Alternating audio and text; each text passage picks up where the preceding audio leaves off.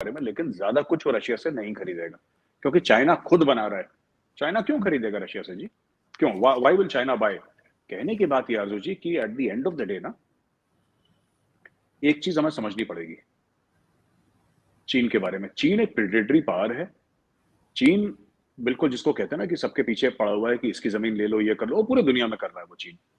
और रशिया अगर चाइना के साथ ऐसे रहा तो रशिया भी आइसोलेट हो जाएगा, क्योंकि एक ना एक दिन ऐसा होगा कि जिस तरीके से टेक्नोलॉजी डेवलप हो रही है 3 4 5 साल में, हाइड्रोजन को लेके या ऑल्टरनेट फ्यूल को लेके, ऐसा हो जाएगा कि फिर दुनिया में पेट्रोल की जरूरत तो रहेगी, लेकिन उतनी नहीं रहेगी जितनी आज है।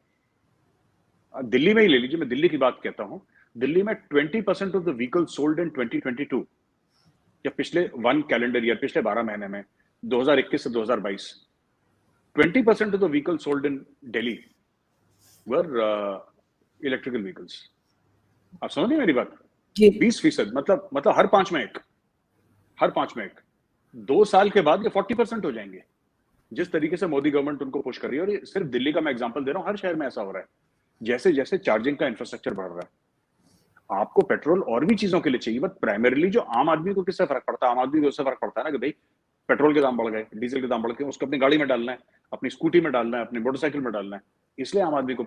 तो ये जो है बहुत ज्यादा हो रहा है। तो ये तेल के ऊपर या गैस के ऊपर या कोयले के ऊपर गुंडागर्दी, मुझे लगता है ये 5 से लेकर 10 साल की है। इसके बाद ये नहीं चल पाएगी, क्योंकि टेक्नोलॉजी इतनी, अभी भी ऐसी गाड़ियां बन रही हैं आरजू जी जो सिंगल चार्ज में 500 से लेकर 700 kilometre, 500 to 700 kilometre single charge में चल रही हैं।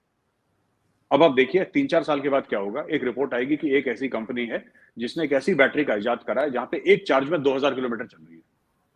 अगर कल आप मुझे ऐसी गाड़ी दे दें जो एक चार्ज में 2000 किलोमीटर चलेगी, मुझे पागल कुत्ते ने काटा है कि मैं जाके पेट्रोल या डीजल की गाड़ी लूंगा? मैं नहीं लूंगा। I will not buy it, end of story. तो ये सब चीजें हमें समझने की जरूरत है अर्जुन जी। और ये भी रशिया को बताया है कि साहब देखो, ऐसा है ना कि बिल्कुल चीन की गोद में मत बैठो, क्योंकि हमारे भी कंसर्न्स हैं। तो अपने ये सब जो तेल की बात है, ये बात नहीं हुई रशिया से।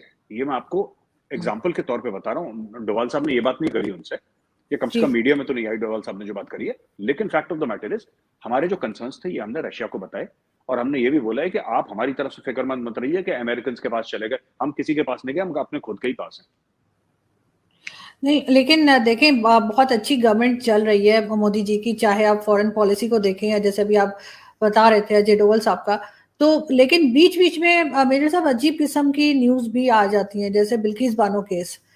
इसको आप किस तरह देखते हैं? क्योंकि ये भी एक तरह का नाम तो खराब होता ही है ना कि कंट्री का, कि यहाँ पे इस तरह से उन मुजरिमों को छोड़ दिया गया। ये सब लोग ये बात कर रहे हैं। आज बड़ा एक हंगामा था सोशल मीडिया पे, मैंने देखा। ये जो बिल्किस बानो का केस है, मैंने इतना फॉलो नहीं करा अर्जु जी। हम्म, आ, अब ये कोर्ट ने छोड़ा है, कैसे छूटे हैं मुझे, मैं डिटेल में नहीं किया, लेकिन मेरा ऐसा मानना है कि किसी भी औरत के साथ अगर रेप होता है ना, हम्म, तो ये बात जेल वेल तक जानी नहीं चाहिए। ये जेल तक बात नहीं जानी चाहिए, कोर्ट तक बात नहीं, इसको अंदर ही निपटा निपटो के खत्म करो उनको। और ये कर देना चाहिए इनका। They anybody who dishonours a woman और disrespects a woman has no business to be alive. He should not be breathing the same air that I and you breathe. इसको निपटाओ, खत्म करो। तो जो रेप के लॉज हैं भारत में, मुझे लगता है उनको और सख्त करने की जरूरत है। डेथ पनिशमेंट, डेथ पेनल्टी होनी चाहिए रेप के लॉज के बारे में, साफ सीधी बात है। और इसका डिटेल में मुझे नॉलेज नहीं है आरजू जी कि कैसे छूटे, क्योंकि जाहिर सी बात है अगर कोर्ट के हुक्म से अंदर गए होंगे तो कोर्ट के ही हुक्म से बाहर निकले होंगे। तो इसमें सरकार कितनी कल्पेबल है कि सरकार ने बोला कि नहीं छोड़ दो इसको, I don't think that is true. लेकिन फिर भी मुझे इतनी डीप, क्योंकि मैंने जियो पॉलिटिक्स ऑफ स्ट्रेटेजी के अलावा मैं इतना ज्यादा ध्यान नहीं देता डोमेस्टिक न्यूज पे, मुझे इतना नॉलेज नहीं है। लेकिन हाँ, ये मेरी नजरों से गुजरी बात जरूर है। मुझे भी बुरा लगा कि ये लोग छूट कैसे गए, ऐसे छूटना नहीं चाहिए था। लेकिन इसके पीछे क्या हकाइक है मुझे नहीं पता। बिल्कुल ठीक।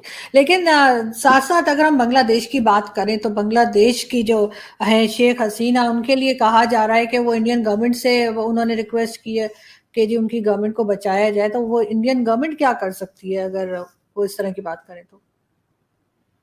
पता नहीं, ये तो शेख हसीना जी को ही पता होगा कि इंडियन गवर्नमेंट क्या कर सकती है। This I don't know, but the fact of the matter is कि जिस तरीके से चाइना से लोन्स लेके जिस तरीके से भारी भारी इंफ्रास्ट्रक्चर के लोन लिए ऐसे प्रोजेक्ट के लिए जिसकी जरूरत नहीं थी, वो बहुत बुरे हाल में फंस गए हैं, बहुत बुरे हाल में फंस गए हैं।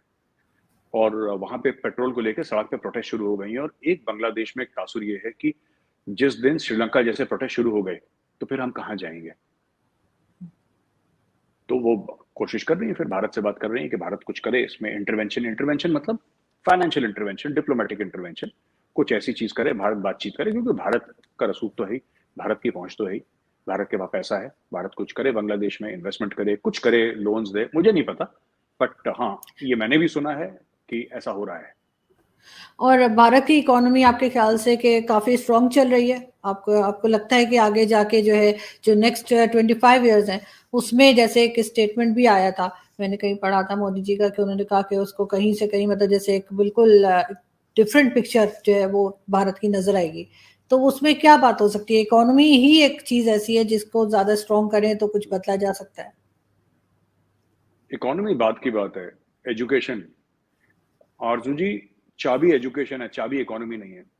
आप किसी भी मुल्क का अगर एजुकेशन ठीक कर देंगे ना, उसकी इकोनॉमी, उसका डिफेंस, उसकी फॉरेन पॉलिसी, सब कुछ लाइन पे आ जाएगी।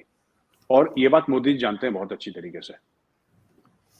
उन्होंने बोला है कि भारत को 25 साल के अंदर पूरी तरीके से डेवलप्ड कंट्री बनाना है। तो मोदी जी ने क्या करा कि लाल किले की प्राचीर में खड़े होकर रोड मैप दिया है। पहले हमें समझना पड़ेगा उन्होंने बोला क्या है। This is a road map. उन्होंने आपको नक्शा बना के दे दिया कि बॉस आप जाओ इधर, यू गो देयर। अब मिनिस्ट्रीज वर्कआउट करेंगे रोड मैप कैसे कंप्लीट करा जाएगा।